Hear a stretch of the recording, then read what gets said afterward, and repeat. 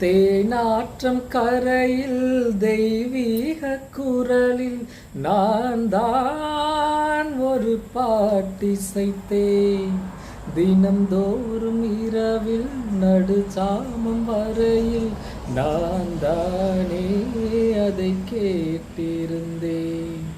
அரங்கேற்றம் தான் ஆகாமல் தான் அலைப்பாயும் என் ஜீவன்தான்.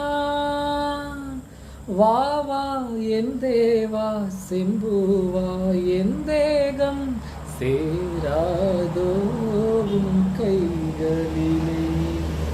குருவாயூரப்பா குருவாயூரப்பா, நான் கொண்ட காதலுக்கு நீதானே சாட்சி.